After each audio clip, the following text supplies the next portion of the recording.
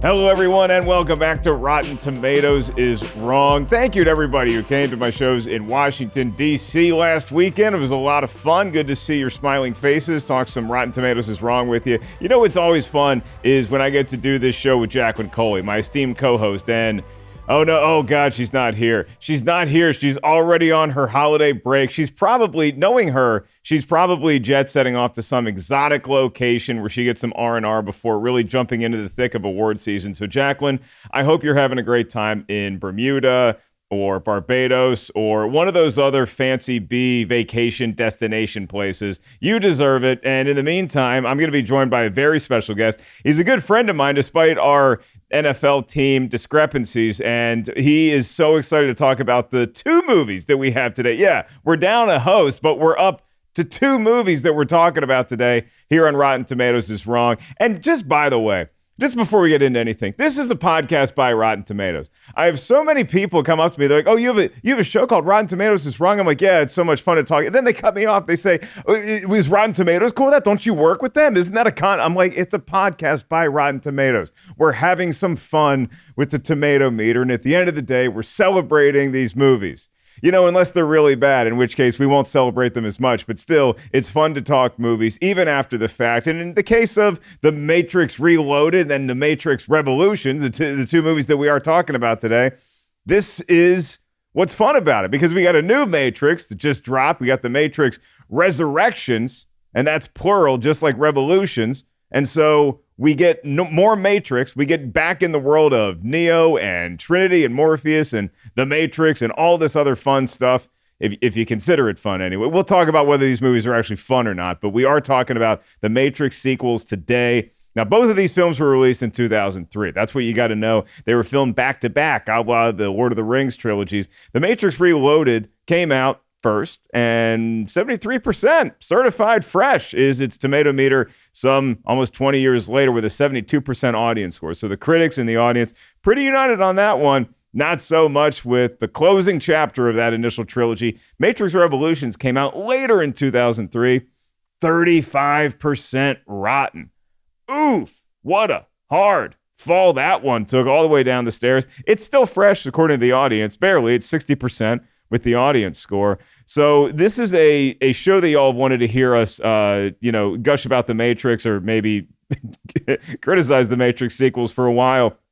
Fans like Michael Hannon, Danielle Kessner, and of course, Simon Valance. Is it Simon Valance from Melbourne, Australia, wrote us a very in-depth email about how much these movies mean to him and how much the Revolutions in particular score is wrong. So we're going to get into all of that. I might even read some of Simon's email later on in the show. But without further ado, I'm gushing enough about this guest. Let's just bring him on and see if he's still as good as he was the last time here. You know him from his hugely popular YouTube channel, Blerds N the Hood, alongside fellow certified fresh guest Jay Washington, and he wants to give a shout out to somebody very special in his family who might be celebrating a birthday and might have some season of giving goods for everybody out there. He is the one, the only Winston Marshall, the swaggy board himself. Sir, it is good to see you, and happy holidays. Happy holidays indeed. Yo, mama, happy birthday. I know you're not going to watch this. You don't watch none of the stuff I do. I don't know if it's because I'm your least favorite child at this point or because you're just too busy. I don't know, but happy birthday, mama. A big shout out for her, and we'll do another shout out later when we're plugging stuff. But yeah, I'm happy to be back. I'm happy to talk about The Matrix. It's one of my favorite franchises in life. So I'm here for it, and I can't wait. I know we're recording this a little bit earlier, so I don't know if I've seen Resurrections yet and I love it, or I haven't seen it and I'm still like, oh, so we're just gonna, I haven't seen it yet. Oh, and this is I just saw it yesterday. So, we got a little bit of everything just in case.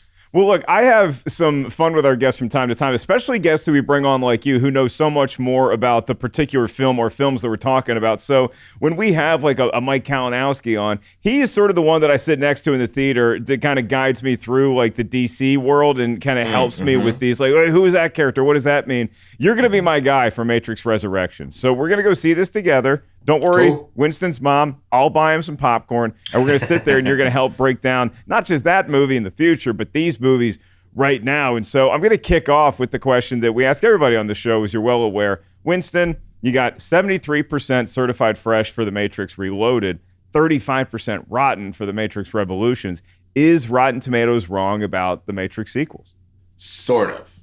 So I would actually say that the way that this would work is that I think Reloaded needs to come down a bit. I think it remains fresh, but I think we're sitting around like that 60 marker, to be honest with you. It needs to be lowered a little bit.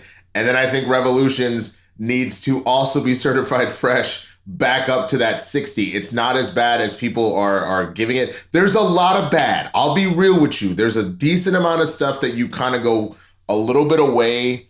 Like the Matrix is, I would argue, got a foundation of two things: philosophy and metaphor, and the kung fu action that we've seen throughout the fist fights and the slow motion and all that kind of stuff. So I think that Revolutions, which I kept calling it Resolutions because to me that sounded like a better title to end your trilogy personally, but that's just me.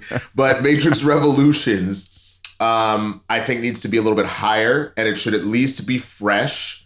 I wouldn't say that it needs to be getting the certified fresh stamp, but it should at least be fresh. And then I think that Reloaded needs to come down a little bit.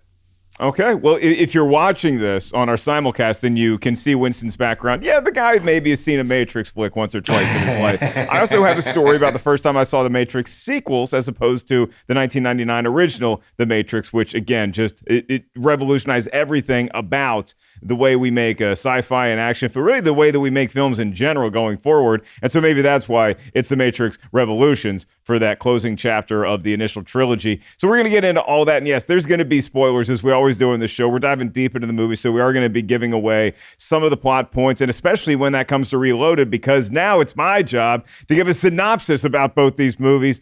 Holy God, this might be the most nerve-wracking synopsis undertaking I've ever experienced, and I've never seen this before on the nice email that Producer Lucy sends us. It says synopsis, and then it says in huge, bold, all-caps letters, keep short. People need a huge reminder. Well, I don't know if I can keep it short, Lucy. I'll do my best here, and I'll say that Matrix Reloaded is the story about how we find out how the Matrix actually works, in that Neo, he's more comfortable with his powers for sure, but he also is now finding out that the Matrix is actually a system that does need to reload itself. It's got a flaw where every century or so it needs to reload, and so now Neo's presented with these two choices, neither of which is particularly beneficial to humanity. The one is that we got these Sentinels that are coming towards Zion City, which is a nice refuge for humans, and they're about to destroy it. So what can we do? Well, we can let the Matrix reboot itself, and all of that humanity's going to die, and the machines are going to wipe out Zion City.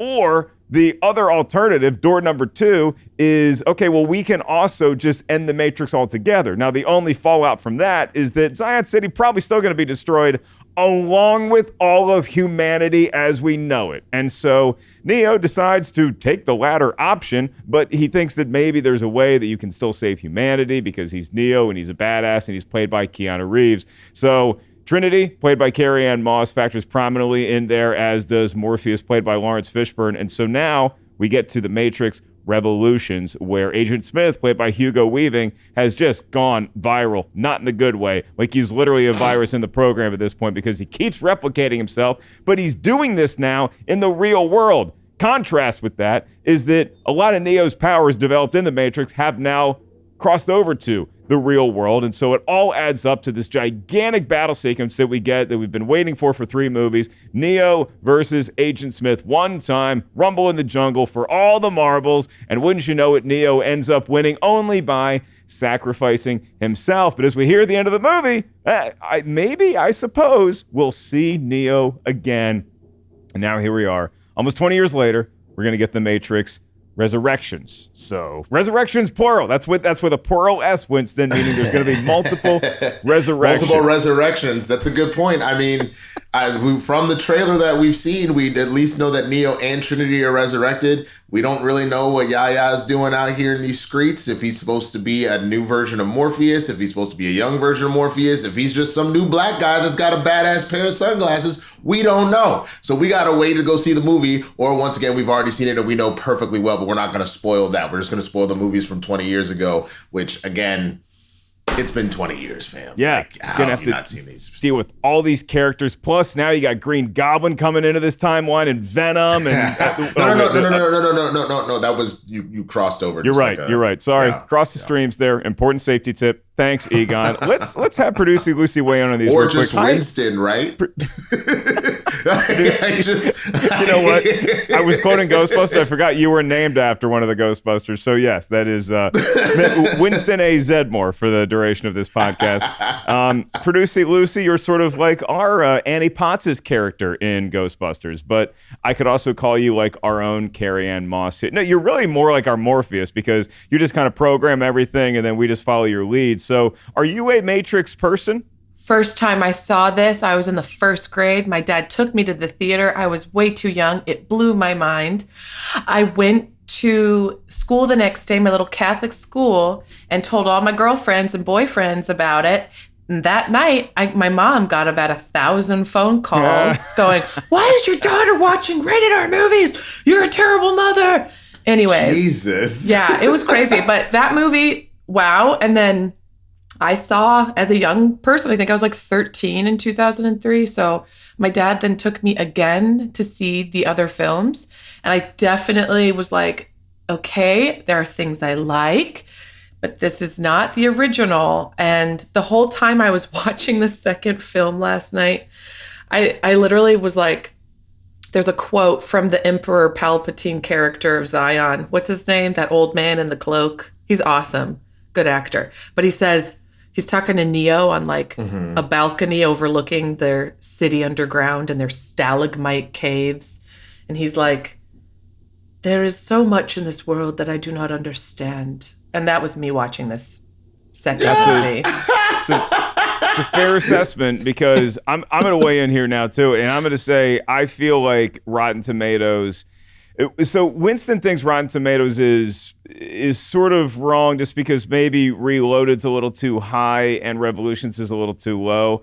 I am going to give you one of these movies should be fresh. I'm going to go with Reloaded should be fresh slightly, but I can't give the same luxury to Revolutions because even though I now have understood more so thanks to some fan emails, thanks to talking with Winston offline and just kind of really sinking my teeth into this, I get a lot of what they're going for. And while I can appreciate the ambition, a lot of people love saying, but I mean, you don't even understand. It's like, well, the fact that I don't even understand, is that all on me? Or is that maybe a little bit about the movie? I'm not saying everything's got to be super easily digestible, but at some point, it just feels a little numb and cold with the storytelling. And it just feels like even the filmmakers and everybody involved with that production themselves feel like a little distant from the material. And it just seems like they're not mailing it in because some of the action set pieces and the visual effects are breathtaking, but I just feel like the story plods along after a while. So I'm going to say Reloaded, fine, it can be fresh. I cannot give the same luxury. So I actually think Rotten Tomatoes is pretty right about both of these movies. I'm not saying Revolution should be as low as 35%, but maybe that 35% Tomatometer and that 60% audience score should meet in the middle, and I can be happy with that score. So we're going to talk a lot about The Matrix Reloaded, The Matrix Revolution. Going to get excited about The Matrix and all of these many comebacks that we've wanted for so long, and now we finally get it back in theaters. But before we get to all that, one of my favorite segments is I get to take a break from talking and listen to what the critics were saying at the time. Again, both these movies came out in 2003, so we head back in the way back machine with our good pal Tim Ryan, our expert review curation manager here at Rotten Tomatoes. It's 2 Minutes with Tim. 2 minutes with Tim, 2 minutes with Tim, 2 minutes with Tim, 2 minutes with Tim. Tell us what the critics were saying back then. Ooh, 2 minutes with Tim. When it was first released in 1999, The Matrix felt as close as blockbuster movies came to quote Robert Hughes, the shock of the new. From its groundbreaking special effects to its philosophical musings, The Matrix was the kind of cultural phenomenon that would be difficult to top. So it isn't necessarily a surprise that critics felt its sequels didn't measure up to the original, although they still earned praise for their action and visuals. The Matrix is certified fresh at 88% with 156 reviews, and it has an 85% audience score. The Matrix Reloaded is certified fresh at 73% with 245 reviews, and it has a 72% audience score. Finally, The Matrix Revolutions is rotten at 35% with 217 reviews, and it has a 60% audience score. So what did the critics have to say? In a fresh review of The Matrix Reloaded, Peter Rainer of New York Magazine wrote, "You don't have to buy into the geeky myth-making in The Matrix Reloaded in order to enjoy its kinetic pleasures." However, in a rotten review of The Matrix Revolutions, David Anson of Newsweek wrote, "The original Matrix was full of dizzying surprises, but it turned out that the Wachowskis didn't have many more tricks up their sleeves." So that's the original Matrix trilogy. And a quick reminder, unfortunately, no one can be told what this podcast is. You'll have to listen for yourself. Yeah, you got to take that red pill. You really want to figure out how this baby works inside and out. So that was 2 Minutes with Tim. So I say we get right into it. Winston, you ready to take the red pill and talk about these movies, my man? I mean, let's dive in. Let's go. All right, cue the music, Brian. It's movie talk time. I do kind of feel the power of Neo when I just get to tell people when to play random music cues, and it's just fun. You know, it's just you're lording over and you feel like I really am dominating this podcast. But then you get into talking about these movies, Winston, and I just will never forget the feeling I had that was probably in 2004 when I actually ended up seeing either one of these movies, because it was either like a Hollywood video rental for me. I was brand new in LA. I was doing open mics, and I either stopped by a Hollywood or a Blockbuster video, or it might have been one of the times Netflix sent me a DVD that I could pop these in and watch them. So I made it through all of Reloaded, but I got to tell you, I got a headache about 10 minutes into it, and I'm like, this is a whole lot to chew on. And so, but I made it through Reloaded. I could kind of figure my way out, helped immensely by one of my favorite scenes in any of the Matrices, which we'll talk about in a sec. But then Resurrections, I don't know if I ever finished it back in 2004 because it was just too much to chew on. And again, I don't know if that's a flaw of me or the movie or somewhere in between, but I ended up watching The Matrix Revolutions years and years later. Then I rewatched it again for the show, and I figured out my way around it a little better. And I think that's probably one of these movies that you do go back and revisit and you sort of find your way more and more. But I still can't really get into it nearly as much as I could the first Matrix, without a doubt. Mm-hmm. And even The Matrix Reloaded. First time you saw these, are you going to make me feel as old as Producy Lucy did? Ish. I mean, we've always said that you were like an older brother to me, in the sense that if you saw that in 2004 and you're out here in these streets talking about like, I'm doing open mics, I'm living on my own. Mark Ellis with a Coors Light and a red cup. I was 2003. At least when these came out, I would have been 15. I would have been 16 at the end of the year. Okay. And so I gotta say, Reloaded comes out. I'm already loving it in the very beginning. And then there's a massive dance orgy. And you gotta realize that being 15, you're like, what is happening right now? Oh, shit. Give me that red pill. I was like, I will take that red pill right now, even if that means I got to go to the apocalyptic world in the Earth's core. How do I join that? That looks like a good time. Kind of ridiculous. There's the one thing I can say about these two movies, more so than the first Matrix. Talk about just putting random things in the film these films that you were like, do I need this? Like, I'm here for it, but do I need it? Then that was definitely one of them.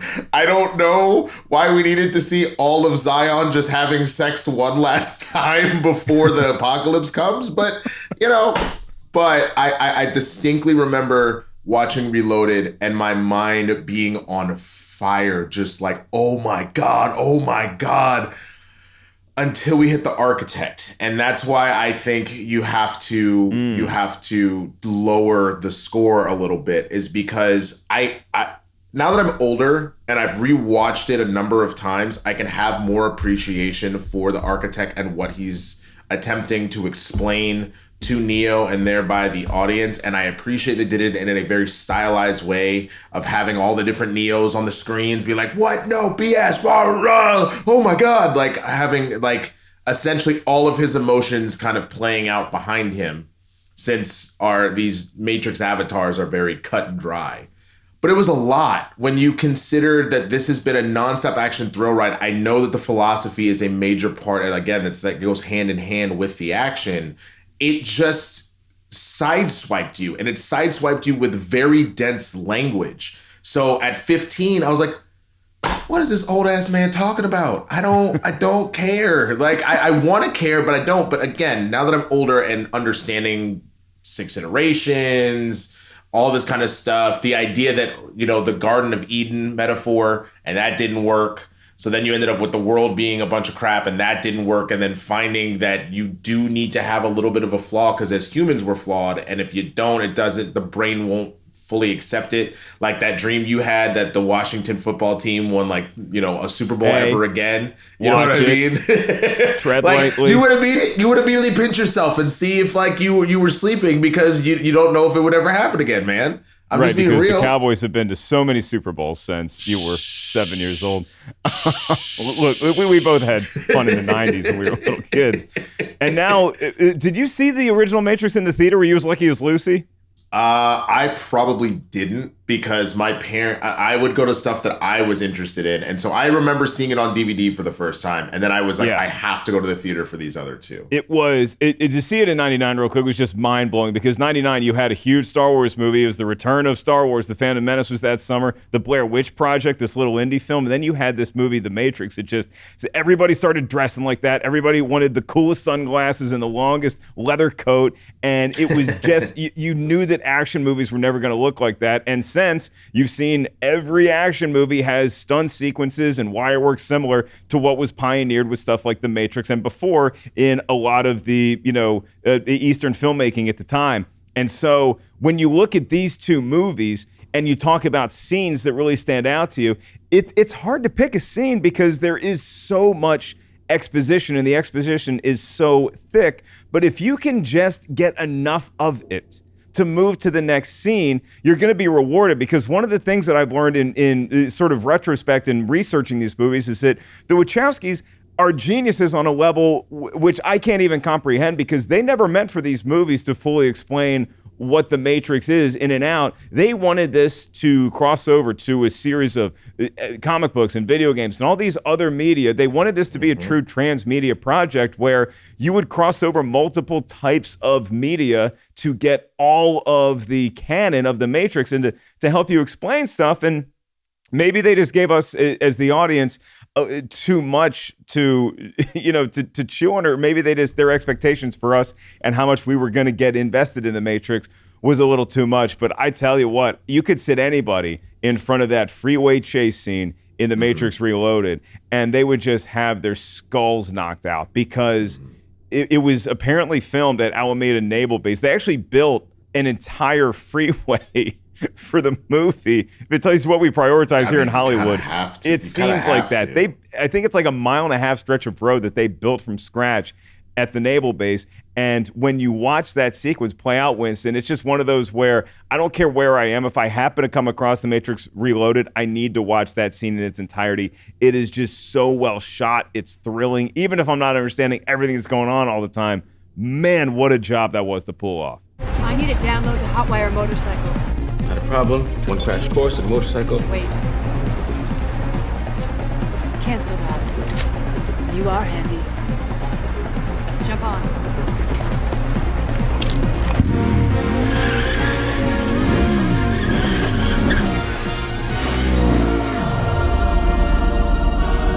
I mean, I gotta say, I loved that they did that. So we're not here to talk about the Animatrix or Enter the Matrix, but it's part of the reason why I also put Reloaded up a little more. You were building that lore. I know technically Reloaded and Revolutions are essentially one movie, but they split them in because they're like, we can't give them 4 hours of movie. That's too much. So they were like, we'll give them the second half of the end of the year, which, hey, MCU, you could have taken a hint there. You didn't have to make us wait a year for Endgame. All right, you could have said, we'll see you in a couple months, but whatever. I'm assuming, Mark, you didn't play Enter the Matrix. I did not. Last video game I was good at was Halo. Okay. So this came out very shortly after Halo, like maybe a year or 2 years.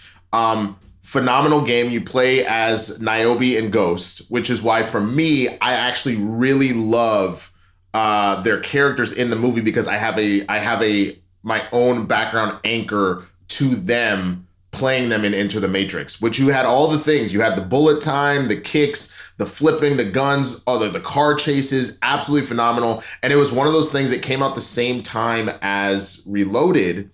So I went to see, I started playing the game and I would see random scenes. They would cut to scenes in the movie with Niobe and Ghost. And I'd be like, oh. And then I went to see the movie and I was like, oh my God, it all connects. Like it's all one thing. And you freak out while it's happening.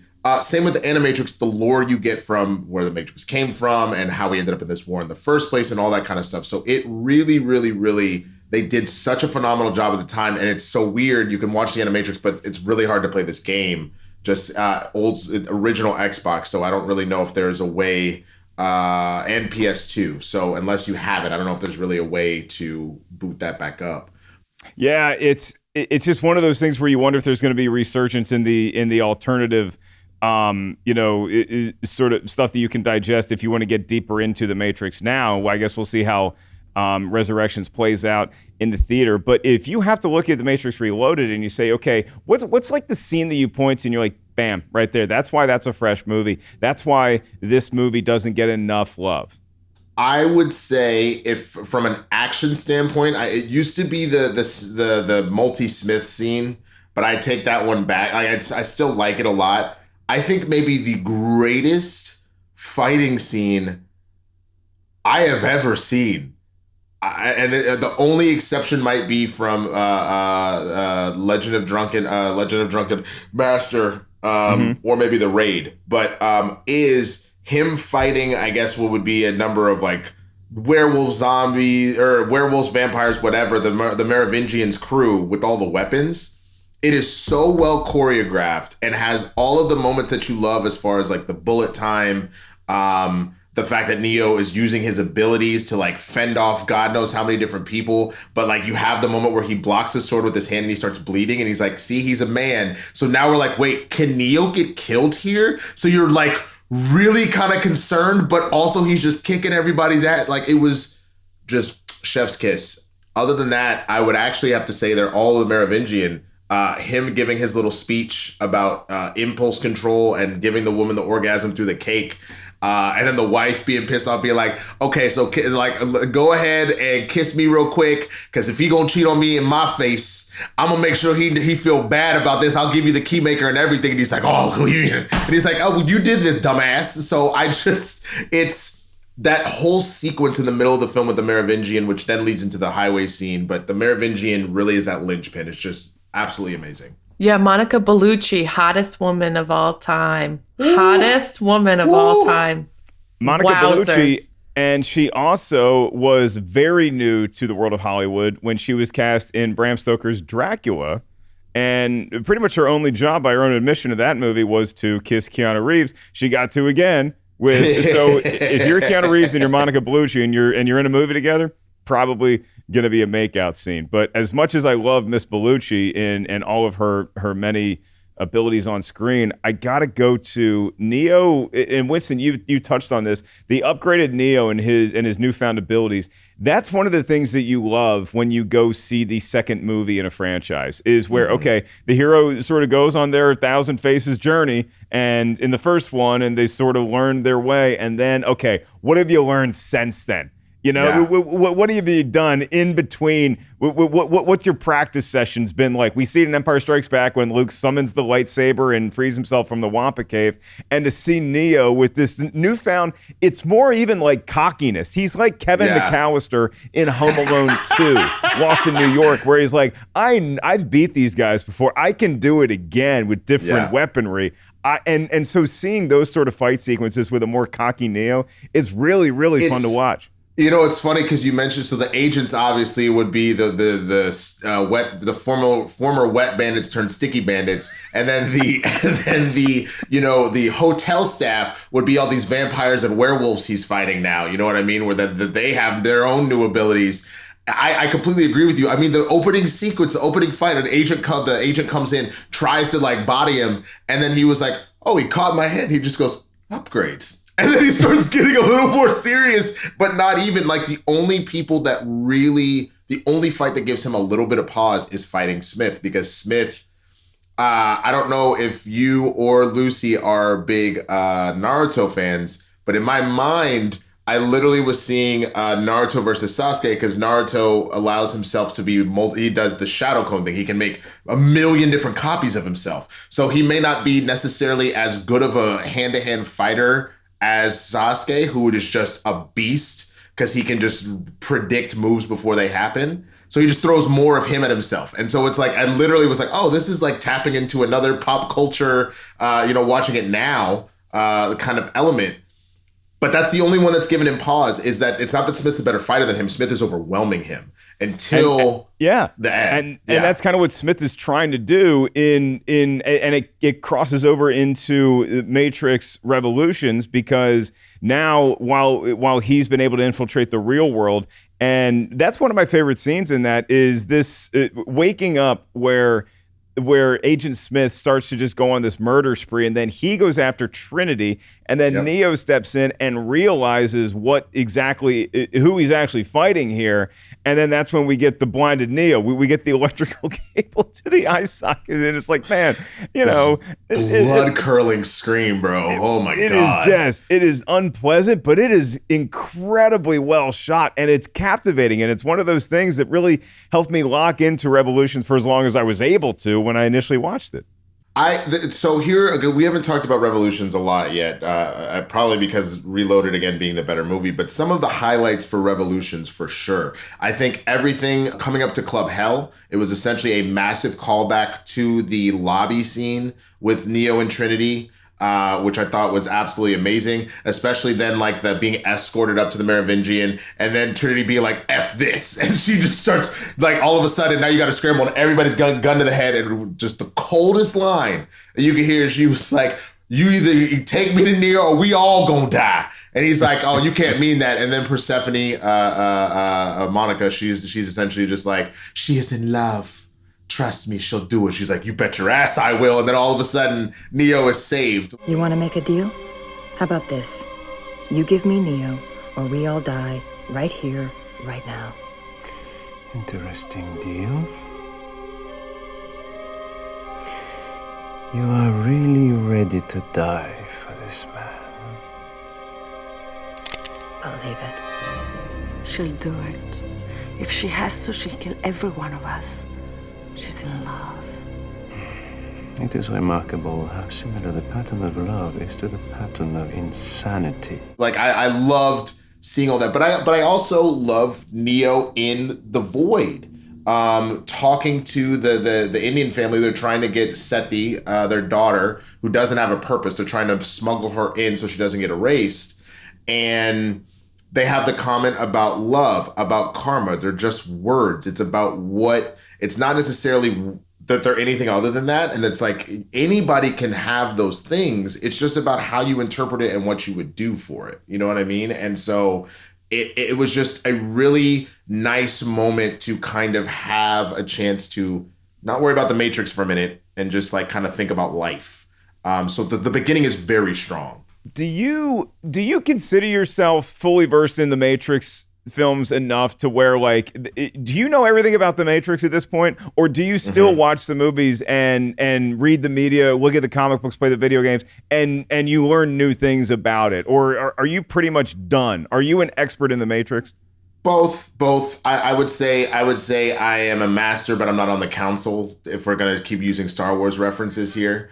In that I'm very aware of, at least with the first one, being a big allegory for transitioning for trans people. That has a lot to do with it. So the idea of having an avatar versus who you really are, and having that awakening and having that truth and all that. There's a lot of stuff about that. About obviously a lot of the religious stuff. I mean, the fact that when Neo dies at the end, the machine has him propped up like he's on a cross. And he just sacrificed himself for humanity. If you look at the very last scene, because the machine mother mind, I can't remember its name right now, jacks him in so he can fight Smith. Once he's dead, the last image of Neo is this. Just so you have that.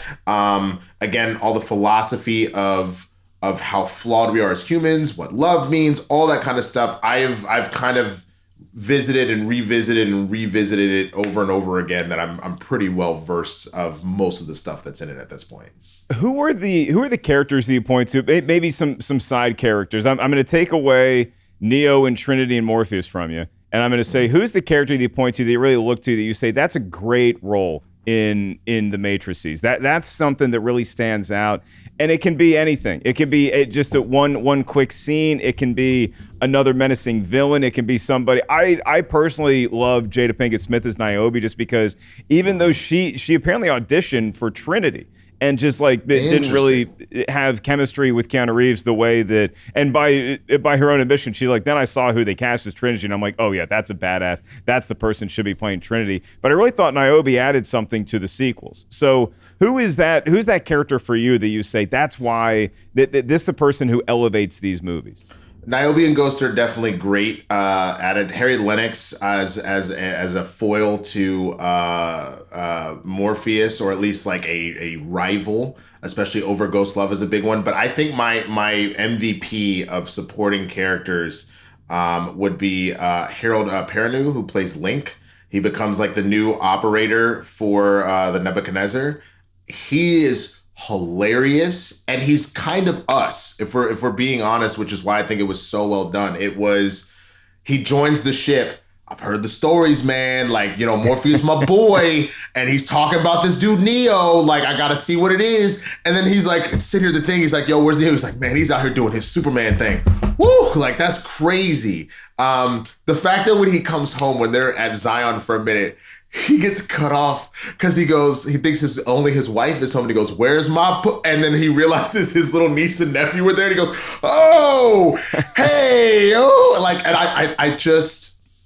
I resonate with that character so much, because his range of emotions is exactly where we are. We're like, the orgy scene, he's flipping out. The fights, he's freaking out. He doesn't know if they're gonna make it. Like when Neo catches Morpheus at the last second on the highway, he goes, yes! That was me in the theater. He became our avatar. He became our avatar in the Matrix as this was playing out. Yeah, it was a little bit of that Shakespearean course thing where you're just kind of like the voice of the audience sometimes, and moments of levity that I thought were much needed.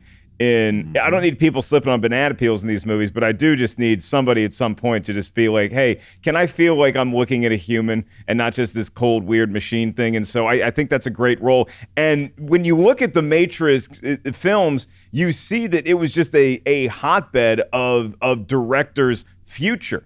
Because in addition, even keep an eye open for Axel in The Matrix Reloaded, because that's Lee Wanell, who'd go on to be a prominent director today. And then you also have all of these stunt coordinators that eventually would go on to be pioneering, of all things, the John Wick trilogy. And so there's a lot of connective tissue between The Matrix and John Wick, and it's probably the success of John Wick that maybe inspired some people to say, we are going to give this Matrix thing another look for a fourth film. The special effects were such a revolution in the first one, and I've heard people say it both ways, where maybe they feel like it was just overutilized and just times 1,000 in Reloaded and Revolutions, that maybe made those movies feel different and not as fresh as the original one. What's your take on just on the action sequences and the visuals, taking that bullet time from the first one and then just exponentially throwing it all over the screen? Are you pro that, or are you like, maybe it was a little too much? It's so I had mentioned before that one of my favorite scenes watching it at 15 was him fighting the Mini Smiths. It has gone down in my book because the later in the fight you get, it's all CGI. They look like clay people. Yes, exactly. It didn't look real at a certain point. And now, like, as a kid, I'm not noticing that. I'm like, oh my God. But like now I see why people were like, nah, man, that wasn't as good as we thought it was. But I actually, and that also sort of comes up when he's doing the Superman thing, fighting Smith at the end of Revolutions. Otherwise, I don't have a problem with it just in the sense that I felt like it was properly utilized. So Morpheus fighting the agent on top of the 18-wheeler. I thought that was really well done there. Morpheus and Trinity fighting the Ghost Twins. I thought that was really well done there. I thought Neo versus, again, the vampires and werewolves, the Merovingians crew in that foyer was like really well done. I thought that a lot of that was done exceptionally well and tempered out normally. It was just the ones where it was heavy and that tended to be Smith that bothered me. The early part of the Smith fight is great because you can clearly tell they're doing a good job. They keep Hugo's face in prominently in some of them, like maybe waiting to fight. But then they got a bunch of dudes about his height and then you see the back of their heads doing like this, trying to fight him. And that worked. That worked really well until they were like, and now here's CGI Hugo and Neo everywhere. And I was like, eh. Yeah, if you freeze frame on those scenes, you can pick out different men, which is it's a fun game. And also, did you guys like the bowling ball hitting pin sound effect when he swings them around? That's when I was like, okay, I'm immediately out of this scene. No. That was a bad choice. It's interesting because you watch all these things play out, and then as we sort of make our way to the behind the scenes and how excited we are about Matrix Resurrections possibly, Winston, I'm just going to ask you, like, are you satisfied with where sort of the Revolutions ended with us? Where we did have a little tinge of hope that we might see Neo again in one of the last lines of the movie, where I suppose we might see him again at some point. Mm-hmm. Do you remember feeling satisfied the first time you saw that wrap up, and how is your feeling about that changed over time? No, I do remember, and I was not satisfied when Revolutions ended. I was. Because, like, part of my beef with Revolutions, to be honest with you, I know we're fighting for Zion, but the movie's called The Matrix. I needed more of The Matrix in Revolutions. I feel like we kind of saw it for the first 30 to 40 minutes at most, and then we just left The Matrix alone until Neo's like, we got to go back. Smith has completely absorbed everyone. Like, he is destroyed The Matrix. I got to go back in one more time. So there's that. But I remember walking out of it. I understood why Neo needed to be sacrificed. Again, the whole the Jesus metaphor. But it just wasn't as fulfilling as the end of the first one. And then the second one, just you ended on a cliffhanger. So like I don't know if you can necessarily compare, since you were leaving it going, oh my God, Smith invaded that man's body. Like, so both of the first two left me like wanting more or super jazzed. And this one, I was like, oh. So, that to me is why it's not getting a certified fresh, because it didn't like, you didn't go strong to the end. But again, the stuff in between is better than we're giving it credit for. Okay, that's fair. And I usually would let the guest on the show have the last word about movie talk, but I mentioned Simon Valence's email, our great fan from Melbourne, Australia, so I kind of want to give Simon the last word here. And I can't read all the email because Simon, very passionate, definitely feels like neither one of these films deserve to be anywhere close to rotten. Simon wants them both incredibly certified fresh, which I can respect your passion, and I can't wait for you, Simon, to see the new film Resurrections and let us know your thoughts on that. So I'm just going to give a quick blurb to what Simon is feeling about how maybe we as audiences watched the Matrix sequels. Conditioned as Western audiences are to dichotomies of good versus evil, the Wachowskis were well ahead of their time, with Neo transcending and sacrificing himself for both man and machine, as it was made clear by both Reloaded and Revolutions that AI programs had evolved to become human-like, rebelling against their machine masters and seeking liberation and autonomy, just like the human red pills. So thank you for that insight, Simon. We got to figure out a way to get this whole email out to the public who want to take a look at it, because maybe Lucy will do that as an addendum to the podcast at some point, because it really is a brilliant, well thought out email. So thank you, Simon. Brian, let's go ahead and move our way over to behind the scenes. So much to get to in so little time here. But the big question I have is, Winston, what's your overarching theory or hope or just whatever you want to put into Resurrections before seeing it? Are you the kind of fan that goes in with a set of expectations? Are you trying to not look at any of the trailers or anything leading up to it? Where are you right now? I saw it. A lot of people are alluding to the fact that the word agent comes back up, and that this version of Neo might be an actual movie star.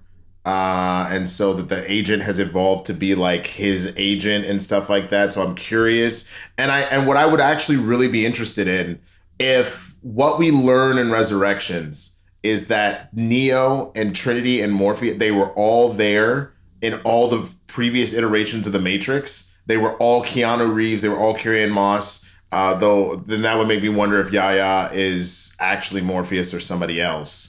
Just that they are genuinely resurrected in the same bodies, but their minds are just like, you know what I'm saying? They have to rediscover everything. So I'm just curious to see if we're going to keep getting the same people over and over again, and how this resurrection thing is actually happening. I'm very curious. Yeah, I'm told by people smarter than me that the video games did continue some of the Matrix lore, and that Morpheus dies at some point in the canon, and so that explains the new look of Morpheus, albeit where if you're going to be playing a Morpheus-like character, you better have some cool shade spectacles to wear with that. But, you know, we get to see them. Obviously, Carrie-Anne Moss and Keanu Reeves have aged fantastically over the last 20 years, as the trailer indicates, but it's going to be a different version of them. So do we want to see this really pick up from what Resurrections had, or excuse me, from what Revolutions had, or do you want to see them put a fresh spin on this and make it a little more palatable for audiences who didn't get as deep into the lore as maybe the Wachowskis hoped they would?